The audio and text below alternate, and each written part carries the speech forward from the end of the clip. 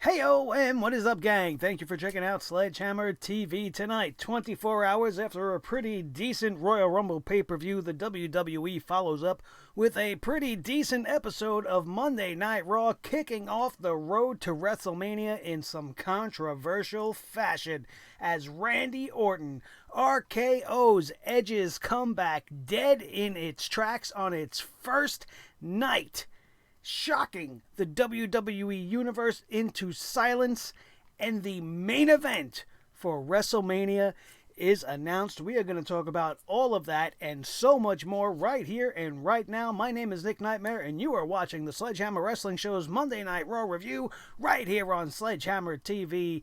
Let's do it.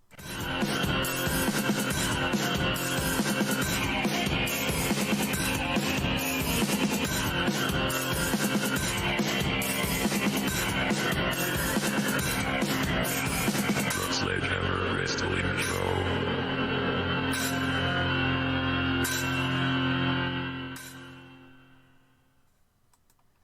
Wow.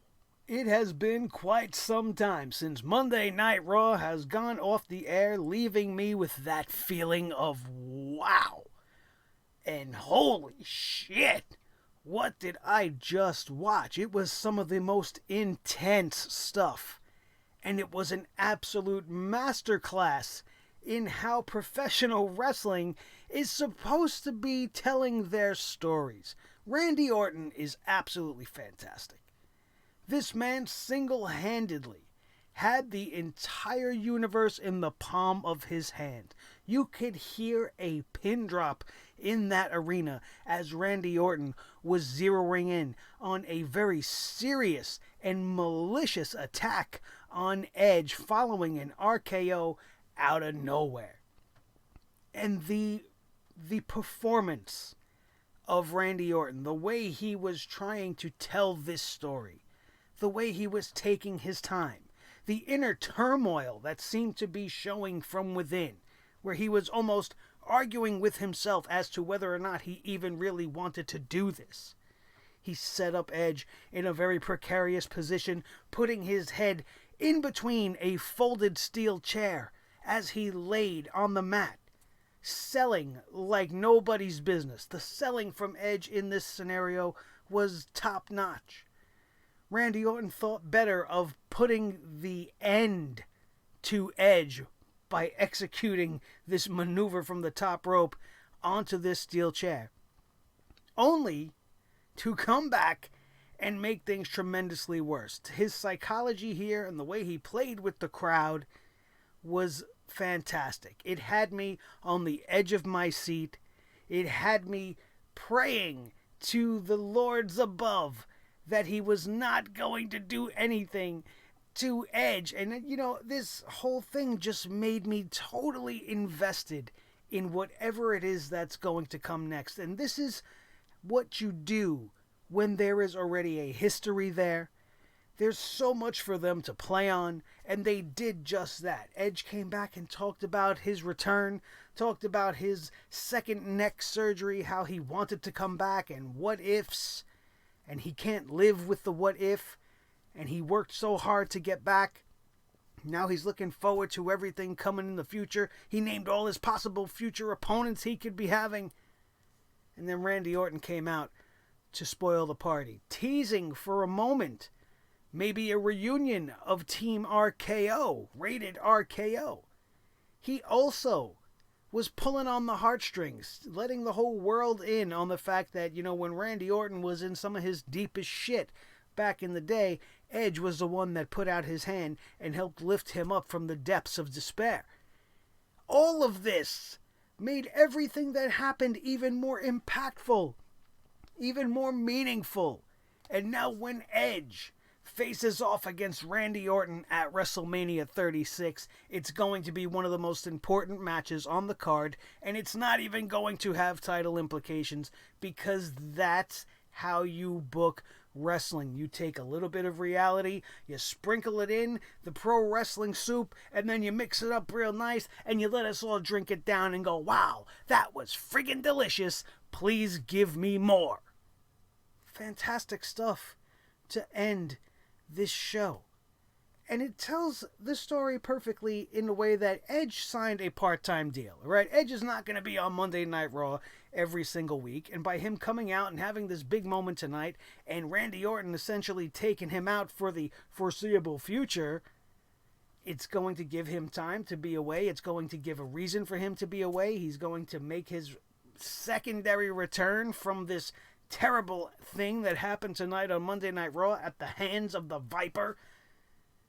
And what did you expect? You guys almost, if you're like me, you had to have been blind to not know that this was coming. A blind man could see that this was about to take place.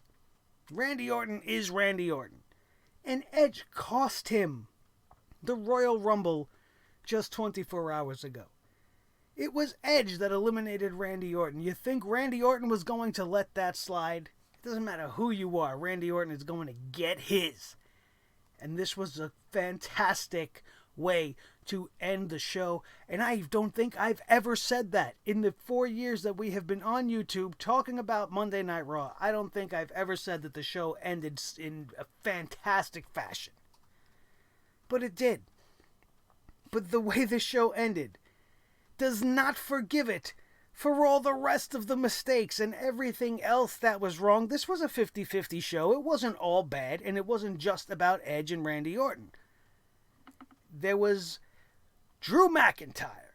Drew McIntyre came out tonight, and he was having fun, man. He was talking to the crowd. The guy's got charisma for days. All of a sudden, he's tremendously over with everybody thanks to, well, I don't know what really kicked it off. It just kind of organically happened, but then him kicking out Brock Lesnar from the Royal Rumble last night, making it actually allowed to turn into a real Royal Rumble from that point on, really helped getting Drew McIntyre over even more. Drew McIntyre came out to tell the world who he is going to challenge at WrestleMania, which, as we all pretty much assumed, it was going to be Brock Lesnar for the WWE Heavyweight Championship, and then Drew McIntyre wanted a fight. So he gave out pretty much an open challenge without actually saying the words open challenge, and it was answered by the OC. The OC is one man down. AJ Styles was injured in last night's Royal Rumble. I don't know how long he's going to be out, but when AJ Styles is out, what happens to the OC? They get reverted back to jobber status. That's what happens. And normally I'd be really pissed off about seeing the OC beaten this way in about 3 minutes' time. Both of them being pinned simultaneously. This was a 2-on-1 handicap match versus Drew McIntyre, and they couldn't get the job done. Now, this makes sense. Now, you may be a big fan of the OC, and you might say, oh, the OC don't deserve to be booked like this. They're a great tag team, and blah, blah, blah, blah, blah, blah, blah. But those days are gone, you guys. So this kind of feels fitting. Gallows and Anderson have been so worthless for so long that this just kind of felt right. This is the guy that's going up against Brock Lesnar. This is the guy that single-handedly, well, not single-handedly, Ricochet kind of helped out, but this is the guy that Claymore kicked Brock Lesnar out of the Royal Rumble. So you have to make him look dominant. You have to sort of book him the same way you would book Brock because you want to make it believable. He's already believable as it is, just in the way he presents himself. He is a drastic improvement from a Roman Reigns. He's a drastic improvement from a Seth Rollins. And while Brock Lesnar now, I guess, is only employed to come back to WrestleMania and drop the title, in this case, I'm 100% for it. And I can't wait to see it. Something about Drew McIntyre versus Brock Lesnar just feels great as a WrestleMania main event for a world championship. And I don't want them to mess with this. I don't want them to mess with this at all. I want them to just book it as simple and as plain as they possibly can because the story is already telling itself. Brock Lesnar, the beast incarnate, came back to Monday Night Raw tonight to exact his vengeance on Drew McIntyre following his 2-on-1 squashing of the OC. Brock gets his revenge, F5s Drew McIntyre into next week, and then growls at the crowd and takes his WWE Championship and seemed to still not be happy because Brock Lesnar is still going to be pissed. I guess he really wanted to win and run the gauntlet in the Royal Rumble. Drew McIntyre embarrassed him And now Brock Lesnar takes his first shot at his next challenger at this year's WrestleMania. This was good stuff. This was all good stuff. It was great. Good stuff. Even though the OC suffered here, I'm over being mad about it. I'm over it because the OC without AJ Styles don't mean shit. The tag team division doesn't mean shit. So I don't care. If they don't care, why should I care? What I should care about is Drew McIntyre. Him getting the win in this scenario in such a dominant fashion is exactly what was called for. Would you rather have seen him go out there and wrestle against two assholes, Dip and Nip Nugget from wherever the hell they were tonight? San Antonio? I don't know where I get these names from. Dip and Nip Nugget.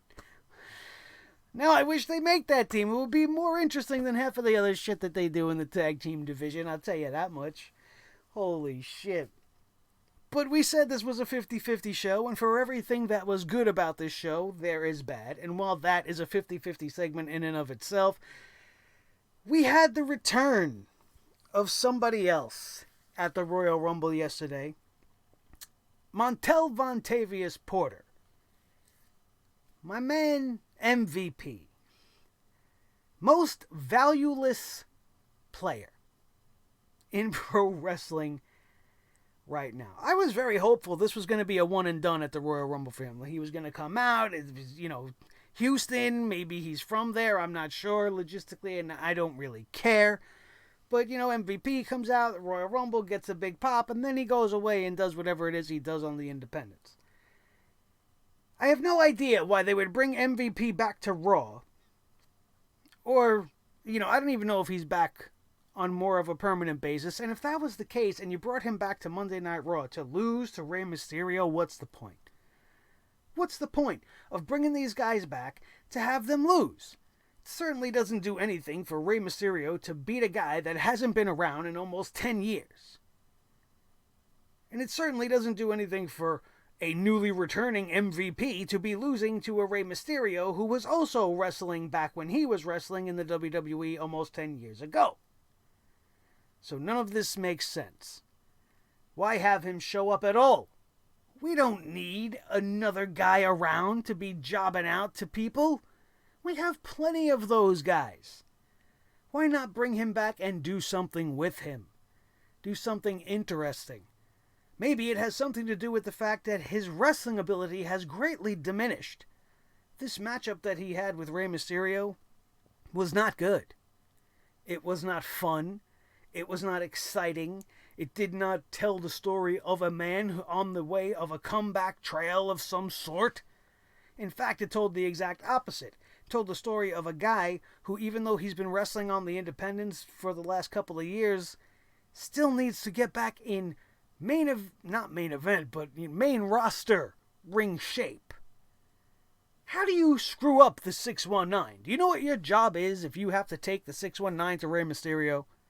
You have to lay your face on the bottom, on the second rope, okay? And you got to drape your hands over it, and you got to wait there until you get kicked in the face.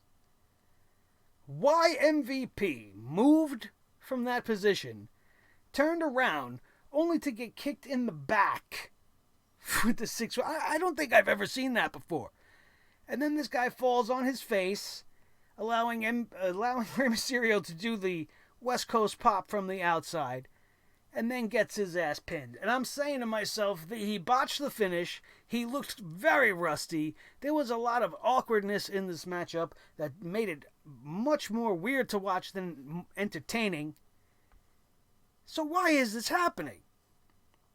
Why is this? How do you not know how to do this, the finish of Rey Mysterio? Like, I've never been in the ring with Rey Mysterio, and I know how to do it.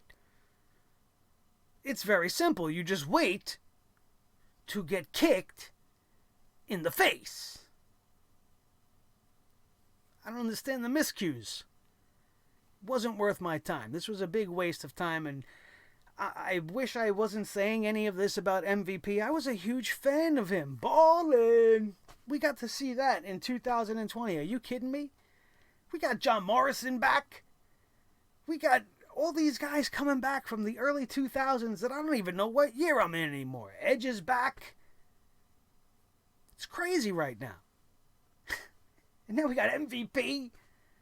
Matt Hardy's still roaming around. He's leaving soon. But why not do something there? Have MVP go back to SmackDown and play with Matt Hardy for his last couple of weeks in the company. Let MVP get over on Matt Hardy, and then Matt Hardy can go away. That would be more interesting, I think, than having him come out here and wrestle a pointless match with Rey Mysterio. Absolutely ridiculous. I can't even believe it happened. It was worthless.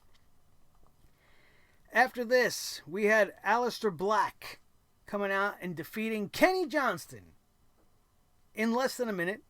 Alistair Black reverting back to the I'm going to beat jobbers for no reason. This guy was just in the Royal Rumble with some of the biggest names in the industry. They refused to pull a lot of these guys out of this jobber mode for fear of what? I don't know. Are they afraid of their own lack of creativity? That I would at least say, okay, well, they got a point there. But I don't understand it. And while I would rather him in the ring than in the back, in the dark, talking shit to nobody, I want to see him wrestle. I don't want to see him just come out and kick some schmuck in the face. That's not what he's all about. He's so much more than the Black Mass kick. We've already established the fact that the Black Mass is a deadly finisher. We know the deal. Let's start having more classic matches. After this immediate obliteration of poor Kenny Johnston, Alistair Black did an interview in the ring. He did a promo by himself in the ring, where he says he blames nobody but himself for what happened with him and Buddy Murphy, and all of his losses are his to own. Everything that happened in the Royal Rumble last night is his own fault and whatever. And that he's not going to wait anymore for people to pick a fight with him, but he's going to start going out and picking fights with people. So essentially, Alistair Black calls himself a loser and says he's done waiting for people. He's going to go fight people for himself. And I'm saying, it's about time you got that mentality. You should have been out there picking people for fights from the beginning. You shouldn't have been sitting back waiting for somebody to fight you like an idiot. Oh, I'm going to sit back and wait for somebody to come fight me. And anybody that knows who I am isn't going to come fight me unless they have a good dental plan. I don't know if that comes in the WWE contract. But I thought that was kind of silly. I thought the whole promo was kind of ridiculous. He essentially called himself a loser and then warned the Raw locker room that he was bringing the fight to them. We'll have to wait and see. I was hoping that he was going to bring the fight to Andrade. But that's not where they're going with that either. Breaking news on Andrade, by the way. I just seen before we hit the record button, Andrade Cien Almas has apparently been suspended for a wellness violation. Maybe he was partying too hard last night and took a little bit of the or something, you know? Or maybe it's something else. I don't know the details of it. All I know is apparently he's been suspended. And he's the United States champion. And if that's what they were going to do, then why didn't they put the belt on Dr. Dimples? And now the U.S. title's got to go away? Are they going to just strip him of it? Is this why he was DDT'd into the concrete? He's just going to go away for 30 days now. And then we're going to pick up where we left off when he gets back. I'm so done with Umberto. I'm done with that. We'll get to that in a minute. Seth Rollins and Buddy Murphy are going to defend the Raw Tag Team Championships against Kevin Owens and Samoa Joe. And immediately, my thoughts are, this is going to be an excellent match. This is going to be a good tag team matchup. But then they execute the segment, right? And Seth Rollins comes out and he starts talking, yeah, Monday Night Messiah, right? And he does his whole Seth Rollins thing. He saved Buddy Murphy. Now they're tag team champions and blah-de-dee-blah. Kevin Owens and Joe come out to disrupt the festivities and the bro love fest between these two guys in the ring. And they are very obviously missing the AOP out there. So Owens and Joe came out to address this, and they're like, we're not going to come out there and fight you, knowing that the Authors of Pain are going to just jump us from the crowd. Are they in a Rey Mysterio mask, hiding somewhere? They want to know where they are. So Seth Rollins reveals they're in the back, and then they cut to a camera thing in the back, and then there's this whole back and forth that ensues, and we're not gonna go through the whole thing. Hopefully you watched it for yourself. If not, you can go check it out and see if you agree with me on this. And a lot of people are going to like this. They're going to say it was creative, it was different, it was blah. And, and it does show that they were trying. They're trying to come up with some stuff here. But really, this is just a little bit too much plot convenience for me, if you ask me. All right? Or Kevin Owens and Seth Rollins both are telepathic and can read minds or can see the future. Because this segment essentially turned into, oh, well, I knew that you weren't going to have the Authors of Pain out here, so we want to know where they are. Oh, well, I knew that you knew that I knew that they weren't going to be out here, so what I did was I had a cameraman stay in the back, so here's the Authors of Pain. And then Kevin Owens was like, oh, well, we knew that you knew that we knew that you knew that we were going to feel that way, so we don't believe you still because you're a liar and you still suck. And it was entertaining at points, but really, if we're honest, which we always are on this channel, this was kind of jumbled up and kind of silly. Again, a little nonsensical that Rollins is just going to leave you stay here, cameraman, in case I need to show Kevin Owens where the Authors of Pain is. And then the convenience gets even better because Kevin Owens and Samoa Joe were like, oh, okay, so they are in the back. You proved that with this weird little back and forth that we're doing. So now we don't have to waste our time searching to find out where they are. And then all of a sudden, the Viking Raider Warrior Raiders bust into the room and start beating up the Authors of Pain, taking them out and eliminating them from being able to interfere in this matchup. And all of this is all well and good, okay? But when you have the actual tag teams in the backstage segment, in the angle portion of the story, and you have the 4 single superstars wrestling in the match for the tag team championships, I have to call bullshit on it. And now it's not so much the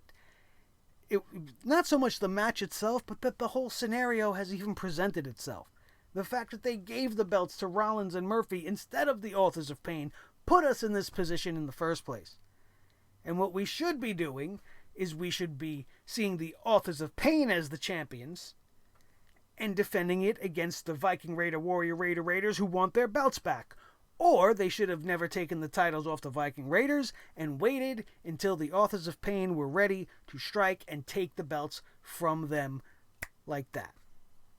But instead we got this, and we have to have this match booked tonight, Seth Rollins and Buddy Murphy versus Owens and Joe, which, like I said, I knew right from the onset this was going to be a great match. But there's a lot of things logically wrong with the entirety of this segment. And while this story is one of the better stories going on, you have to do a better job. And the fact that the tag team championships are being held hostage in this storyline is just ridiculous. The match itself, very good. Rollins and Murphy isolated the team of Joe and Owens, but Samoa Joe and Kevin Owens are strong bastards, and they were finding themselves in advantageous situations, but Samoa Joe would kind of take himself out of the equation as he would deliver a dive to the outside. And then when we would come back from break, which there were way too many of tonight, by the way, it was like commercial mania tonight on USA Tonight. They tell us that Samoa Joe is being taken to the back and that he's been deemed, I guess, no longer able to compete, which turned this into a handicap match, which definitely swayed it in the favor of Rollins and Buddy Murphy. But Kevin Owens was standing his ground, and he came this close to actually almost winning this matchup, even all on his own. But without the help of his partner, the numbers game just proved to be too much of a disadvantage. He would deliver a stunner on Seth Rollins, a beautiful stunner to Seth Rollins, only to turn his attention away just enough to end up getting caught in a roll-up by Buddy Murphy. He would hold the tights for the extra added leverage. securing the win for the champs, retaining the titles, and this is fine. This is fine. While the promo angle that led into this was a little bit unnecessary, the way they booked this match was just fine. Because by having Joe eliminated from the situation, you make it more logical to have Kevin Owens lose. He doesn't look that bad going down against the Raw Tag Team Champions. Not that the championships make Rollins and Murphy more deadly or anything like that, but it just tells the story in the right way. And you can't sit here tonight and go, oh my God, Rollins and Murphy beat Owens and Joe. No, that's not what happened. Well, it's what it'll say in the record books, but it's technically not what happened. So this was good, and I was fine with it. I was absolutely fine with it. Becky Lynch came out to do a promo, and this was okay. There was nothing wrong with this.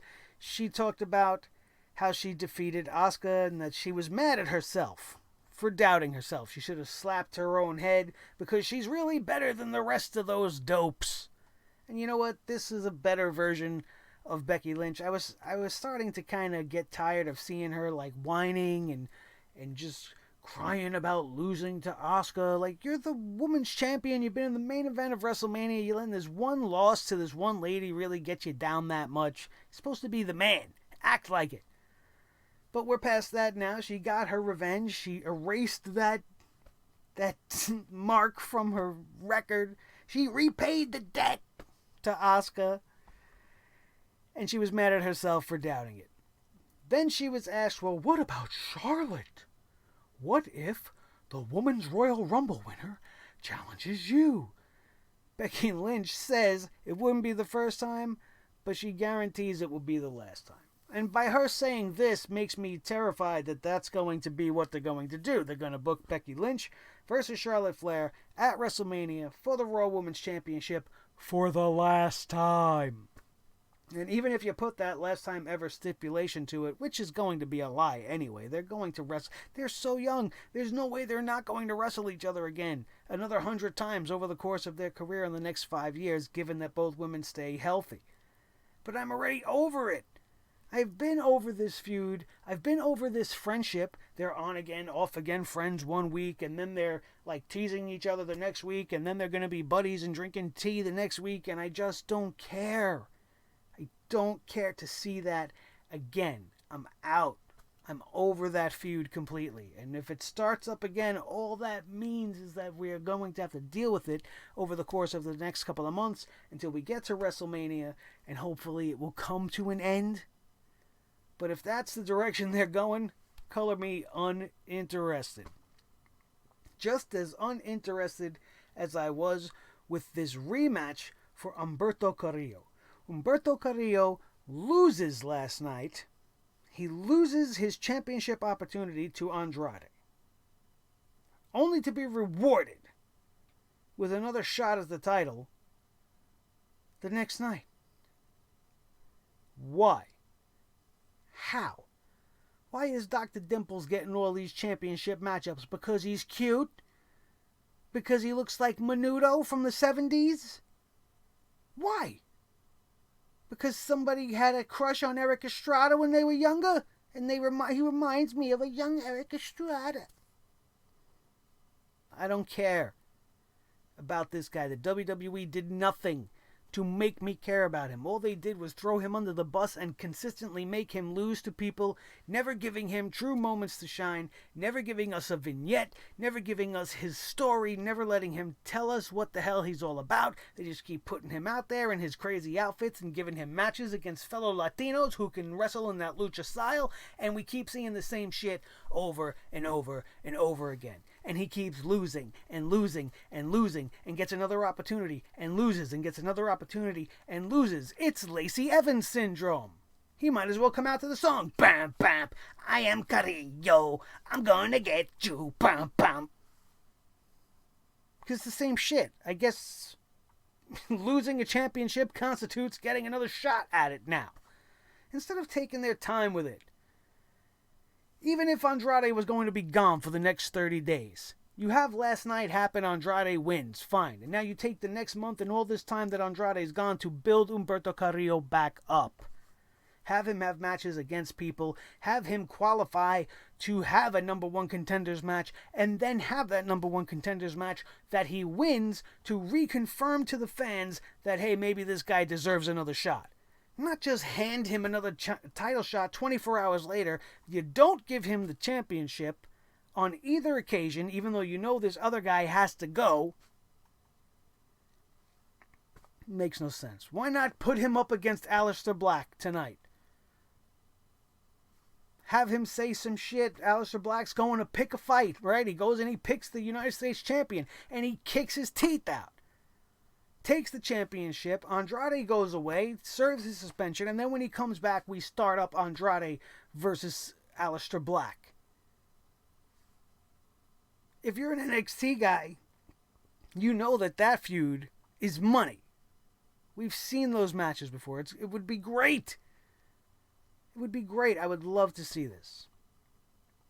But that's not what they did. Instead, they went with Dr. Dimples, Umberto Carrillo. I didn't care yesterday.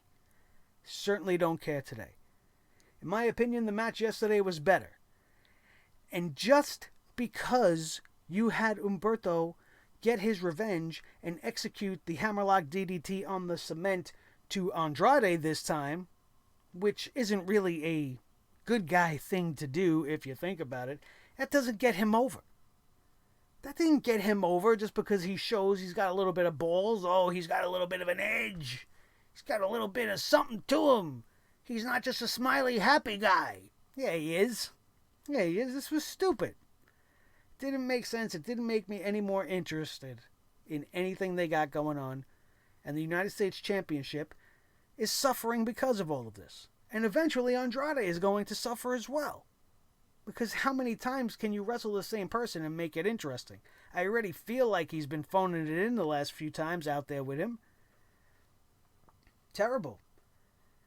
This is just an unnecessary repeat due to the fact that Creative probably burnt out all their brain power on all that Rollins stuff from earlier in the day. And doing everything they did with Brock. And now they were out of brain power. Oh, shit. What are we going to do with Umberto? What are we going to do with the U.S. title? Who cares? Let's just repeat from yesterday. Just rebook the match yesterday. Zelina Vega saves the match for Andrade. Umberto clearly looked like he was going to get the pinfall victory. Zelina Vega saves the day. Gets Andrade DQ'd. The hammerlock DDT is executed on Andrade this time because Umberto grew a set of balls and started beating up Andrade after the match, which was kind of confusing because it's not what a babyface would do, so to speak. But this is what should have happened last night, really. What happened tonight, minus the DDT spot. Should have had Zelina disqualified, get Andrade disqualified at the Royal Rumble match yesterday to set up the rematch today if that's what you wanted to do. But they don't know what they're doing, as they prove week in and week out. Charlotte Flair. Great. The obligatory Charlotte Flair moment of the week, courtesy of Monday Night Raw. God forbid we have one show where we don't have to see or hear her. Now, granted, this is the show after the Royal Rumble, so Charlotte's going to come out and talk about being the winner of the Royal Rumble. And they're saying she's going to tell us who she's going to challenge. And all I can think to myself is, please don't. Please don't. And it's not because I don't want to hear Charlotte speak, which I don't, but that's not the reason why I didn't want her to tell us anything. But because on one end of the equation, Monday Night Raw, you have Becky Lynch. On the other end of the equation, you have Bayley, the SmackDown Women's Champion. Either case scenario, we lose. Who wants to see Bayley versus Charlotte? Who wants to see Becky versus Charlotte for the 1000th time? None of us do. In fact, it would be great if Charlotte Flair would take her time and think about it and maybe choose a Rhea Ripley. But then that would mean Charlotte would have to go to NXT. Yeah, sure. Great. Let's do that. At least it'll be different. Charlotte was much better at NXT. You think Triple H wouldn't book her 100 times better than the way Vince McMahon shoves her down our throat every single week? I'd be all for that. And that would be a great match. Rhea Ripley versus Charlotte. I would be all for that. I certainly don't think that's going to be what happens. But what I do hope happens is that somewhere down this road to WrestleMania that some other female gets her hands on one of these two championships. Now, it's obvious to me they are not going to take shit away from Becky Lynch. So you have to do something interesting on the SmackDown side of the equation, have Charlotte jump back over there to get that belt. I don't know what they could come up with over there because they already screwed it up. They didn't have Shayna Baszler come out. They didn't have anybody from NXT shine that brightly that they could come up to SmackDown now and maybe become the new number one contender or anything like that. Sasha Banks may not be back by WrestleMania time, which would be the only, acceptable thing really. But I don't want to see Sasha versus Charlotte again either. I'd rather see Sasha versus Bayley on the SmackDown side of things. But I don't think we'll ever get to see that on the main roster at this point. Then Asuka. Asuka wants to come out and interrupt after Charlotte Flair tells us that she came out, she won the Royal Rumble, but she's still deciding, which was great. It was the best thing she's ever said. It's the first time we've ever been on the same page with Charlotte Flair. She did the right thing. She's not telling us who she's going to wrestle yet. She's still mulling it over. Hopefully we get a better challenger before she makes her decision. Asuka interrupts this whole thing. This was such a stupid thing to do. I don't understand why they felt the need to give Charlotte Flair a match tonight, why they feel like we want to see Charlotte Flair wrestle tonight. I don't know. I seen more than enough of her yesterday. We didn't want to see her win the Royal Rumble, and they're continuing to book her like a babyface, and they send Asuka out there to have this match. Kairi Sane gets Asuka DQ. There was a lot of this tonight. A lot of disqualification endings to matchups. But the match itself, when we weren't in commercial break, was kind of underwhelming until the end. There was a couple of cool spots. There was a little bit of a sloppiness going on with Asuka and Charlotte Flair towards the end as well. A couple of miscommunications. But that's to be expected. This is wrestling. Not everything's going to be perfect and accidents happen. So I'm not shitting all over them for it. All I'm saying is I don't have any reason to care about this match. There's nothing at stake.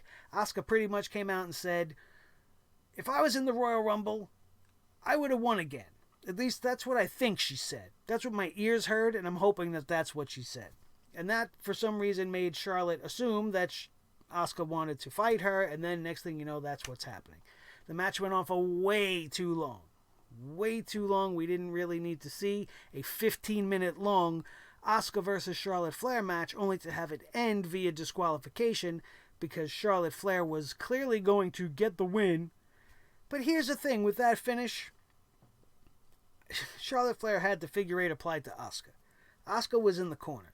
She was literally in reach of the rope. She could have stuck her hand out and grabbed the bottom rope, forcing the referee to break the hold, and Charlotte Flair wouldn't have won.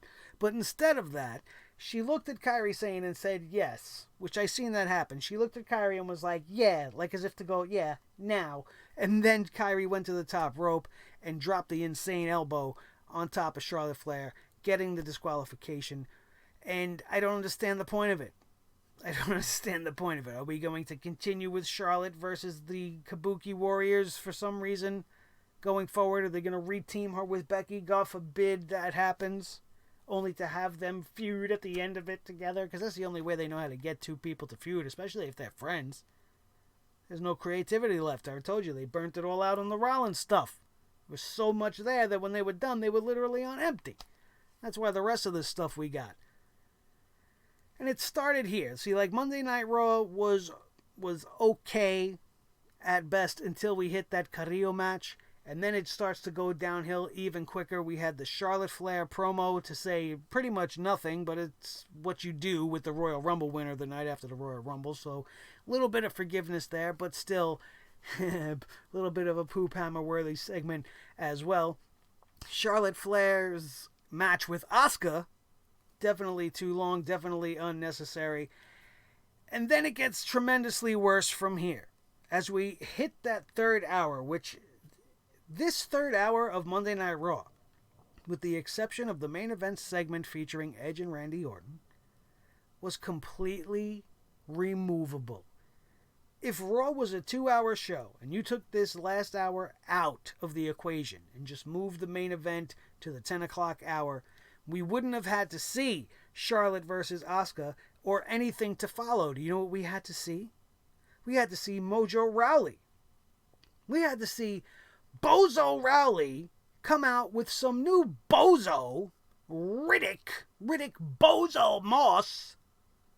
They're starting talking in football analogies. Oh, I'm a franchise quarterback. You need an offensive lineman. Let me tell you guys something. Some of you guys already know this. Mojo Rawley, the bozo, Mojo Hobo, has irked me since his days on NXT. From way back. His whole I'm a hype bro thing, whether he was with the other one or not, I just wanted nothing to do with it. I found him annoying and I found him agitating.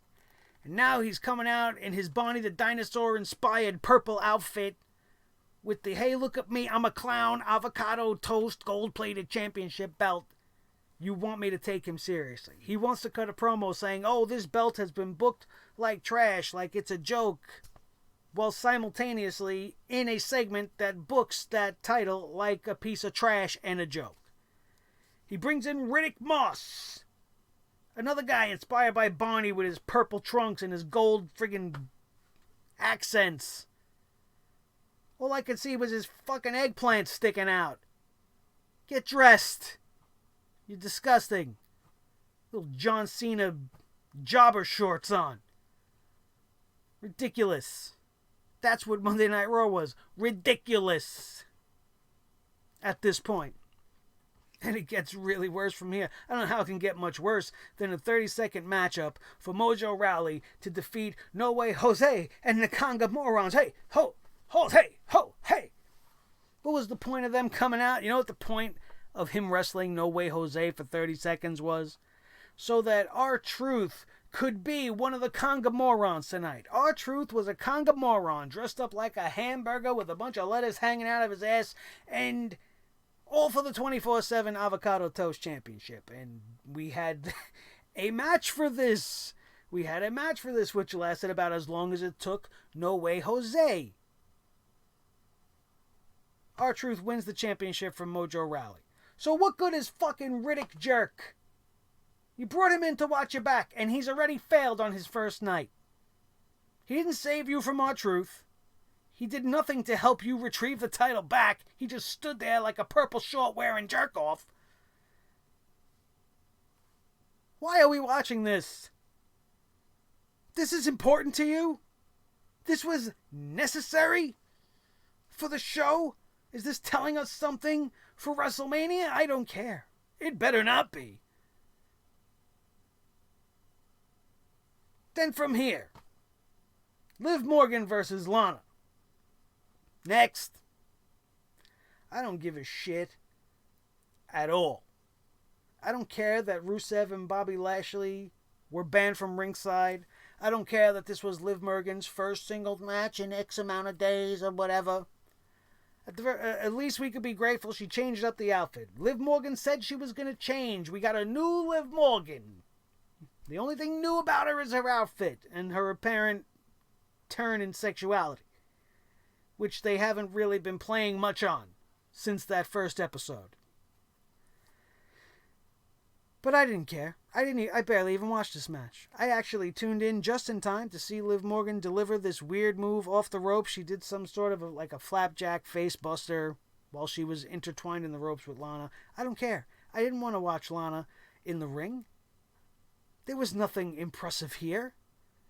Beating Lana is not an accomplishment. So what does this do for Liv? It just gives her a little personal gratification. Oh, I beat up the girl that used to go down on me. Great. Moving on. Continues to get worse. If you could believe that. Liv Morgan and Lana didn't even last 3 minutes. That's how important this is. This was absolutely nothing. Then Jerry the King Lawler wants to say, oh, this feud is far from over. Oh, please, God, no. It should be over right there. Lana lost. Liv beat her clean. It's over. There's nothing left for her to do. but go ride on some milk duds.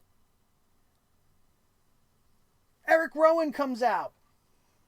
Erick Rowan comes out with his ridiculous burlap-covered box. I don't give a shit what's in it. I don't care if it's an Alaskan king crab. I don't care if it's a giant rat. I don't care if it's the head of Luke Harper. I don't care at this point. Apparently WWE doesn't care because they probably have no idea what it is they're actually going to give us anyway. And as we've said time and time again, and will continue to say until they finally reveal it, the payoff on this thing is not going to be worth the investment in this character or in my time watching Raw. Not gonna happen. Erick Rowan defeats Brandon Weiss. Jobber number 3 on the night, is this? In less than a minute. To do nothing. There was no special thing. Rowan didn't get bit by his little thing. He came out, he beat this guy in 1 minute. And it was over. And then we finally got to the return of Edge and the end of tonight's episode of Monday Night Raw, which we kind of talked about already. We will talk about it again quickly. But I want to just take 1 second before we kind of wrap up. Now that the high of that main event segment is coming down, and we are going over the card all together here as a family, like we do. I want you all to sink in the fact that the main event match, not the main event segment, the last match booked to be the main event of Monday Night Raw, as far as action is concerned, was Erick Rowan versus Brandon Weiss, which was 1 minute. A 1 minute main event. Is that a first time ever?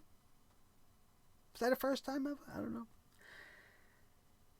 Did they think that all 3 of those matches that lasted less than 5 minutes were equaled up to a main event? I don't know. Was Lana and Liv the main event?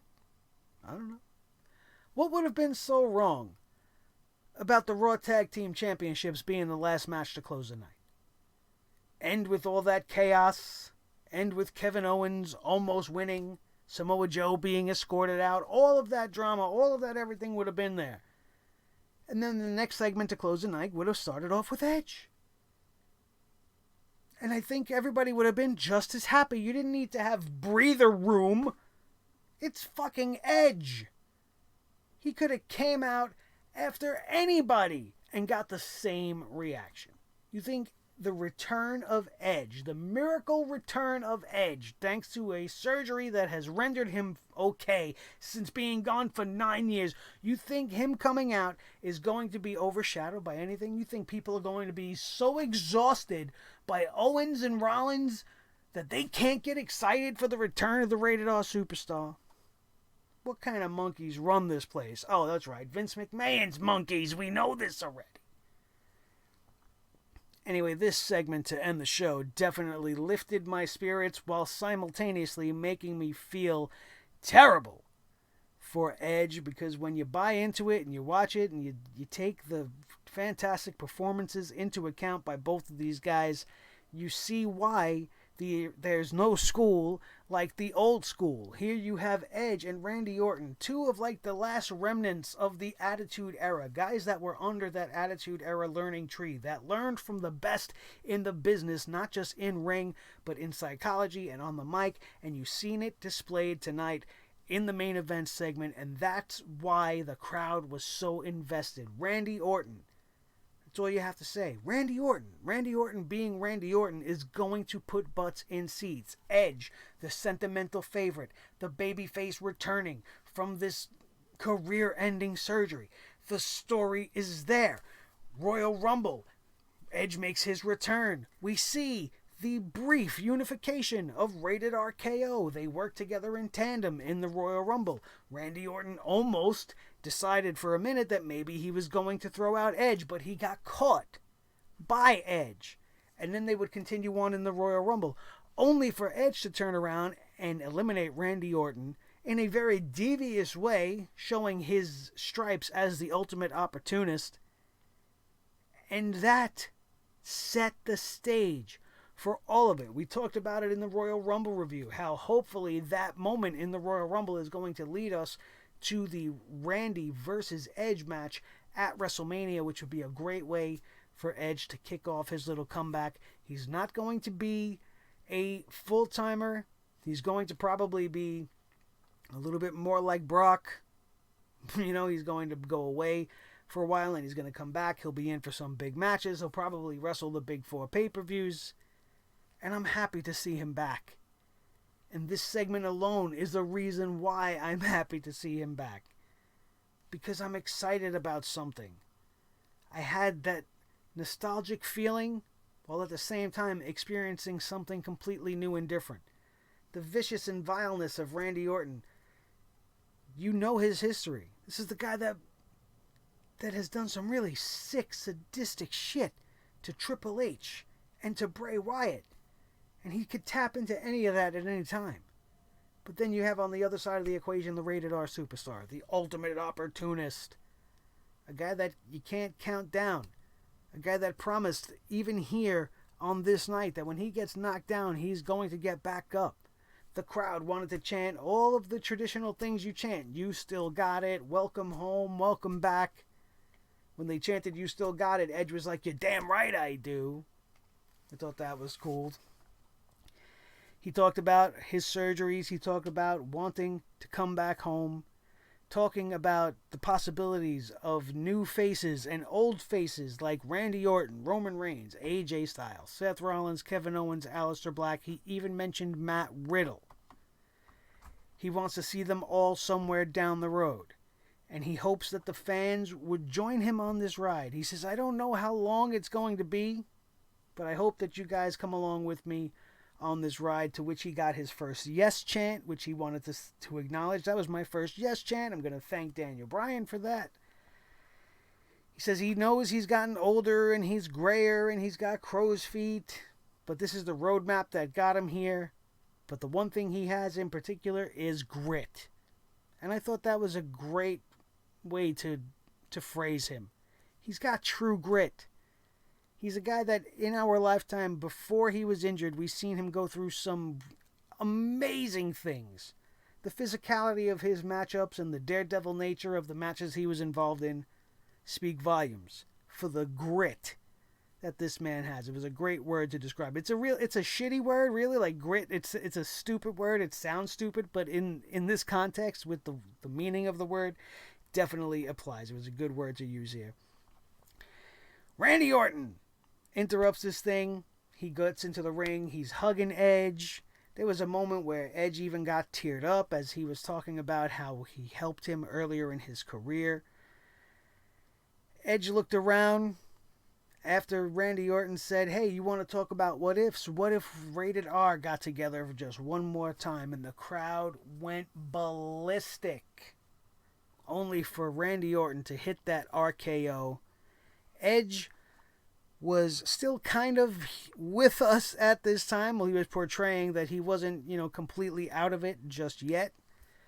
But Randy Orton would then take it to the next level.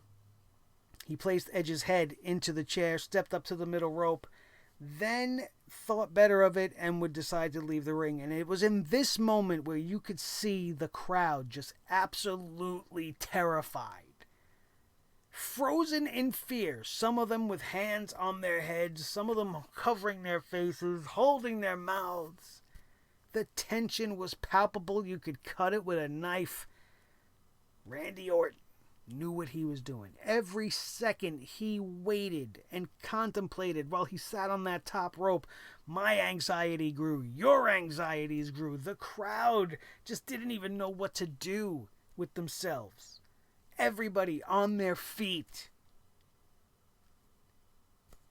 He would come back to the ring, grab 2 chairs, set one up underneath Edge's lifeless body, and deliver a concerto, a one-man concerto. This was fantastic. The crowds were so invested, they were screaming for Randy not to do it. They booed him to no end when it was over.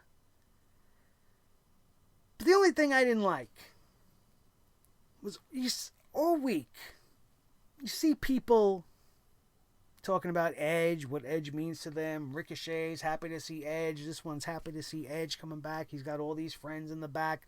Christian's somewhere around. He was on the panel last night for the Royal Rumble, and nobody came out to help him. I know we're telling a story here, but the way it was told still would have allowed somebody should have came out to help him, right? I don't know. Maybe I'm thinking too much into it. The show went over the 11 o'clock hour. They've been doing that again. I don't know if that's by design, if that's being allowed, or if it's just kind of happening and they're getting away with it. Either way, I am grateful. I would not have wanted to miss the last 5 minutes of this Raw at all. And I suggest to all of you, if you missed this episode of Monday Night Raw, spare yourself the bad parts. I've already given you guys the roadmap. So watch the important parts, but most especially, watch the interaction with Edge and Randy Orton and the way Raw went off the end tonight, because that gave me old school Attitude Era vibes in the right way. And that's all we want. We want things to be done the right way. This was not your average drizzling shits episode of Monday Night Raw, and I can appreciate that. I appreciate that they are absolutely trying to do some stuff here,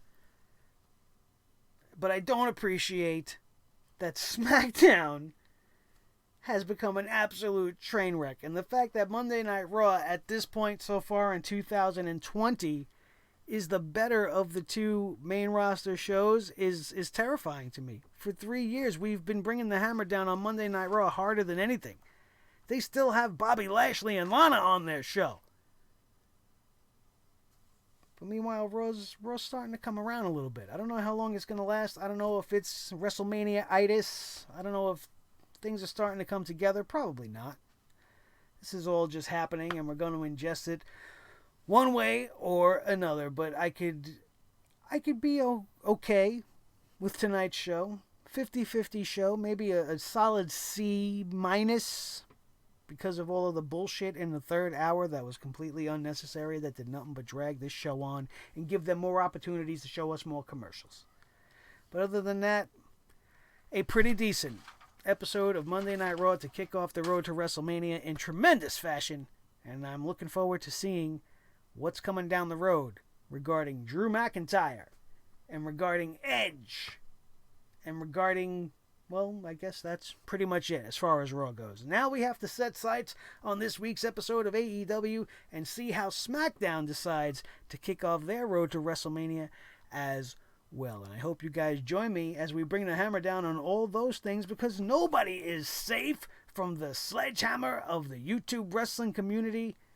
Not even you, because now you're hooked. You've been here for almost 1 hour, 2 nights in a row, some of you, and I love you bastards for it. My Sledgeheads are the best fans in all of the world. We are the most knowledgeable, most fun-loving, most respectful fans that any fan base can have. And if you step over that line, if you're new around here and you decide to mouth off and say some stupid shit, you're just going to find yourself on the outside looking in. So don't be a dick.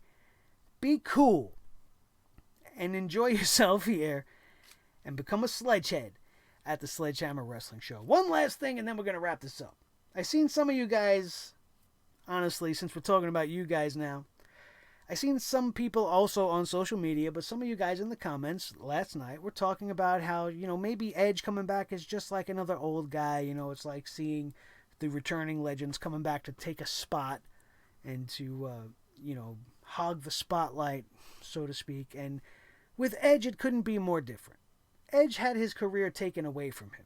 He didn't grow old gracefully with the business and retire in his 40s and then decide to come back for one more payday, ruin the Super Showdown, and ruin the run of Brock Lesnar and take a World Heavyweight Championship. He didn't win the Royal Rumble. He was a main attraction in the Royal Rumble, Edge, but he didn't win the Royal Rumble, so he's not really taking anything from anybody. He's just picking up his career where it unfortunately left off. So you can't view him in the same vein as a Goldberg coming back for a championship, or Sting coming back for a match with Triple H, or any of the guys from that era coming back. It's not the same. It's not the same. So I hope that you will view it that way. It's absolutely a special thing. It's almost like a miracle that guys like Daniel Bryan and guys like Edge and most notably the rumor mill is buzzing that Paige is going to be the next in a long line of people told that they can't wrestle anymore that is going to be able to come back. It's more like when Shawn Michaels came back also in the 2000s, if you think about it. Shawn Michaels went away due to injury. Then he came back and ended up wrestling in the Elimination Chamber. Sure, he would eventually make his way to another World Championship run, but it was different because he didn't retire because he wanted to. He didn't retire because it was time to retire. He was forced to make that decision when his heart and his mind really didn't want to. So try to be a little bit more forgiving with the Edge stuff and realize where we're coming from, and he's not going to be dominating and overtaking just yet. That's not to say he won't ever be world champion, but as of right now, it looks like they're taking the right steps in the right directions, in a few places even.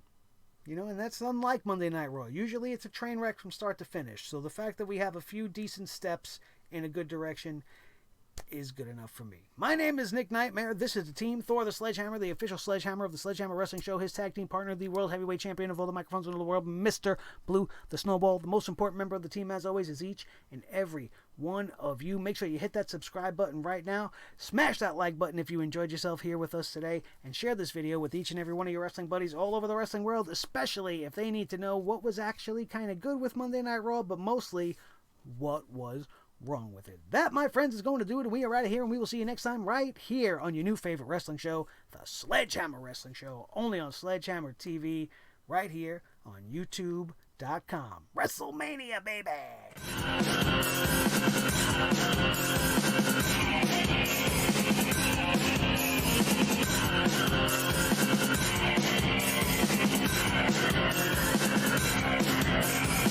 The Sledgehammer.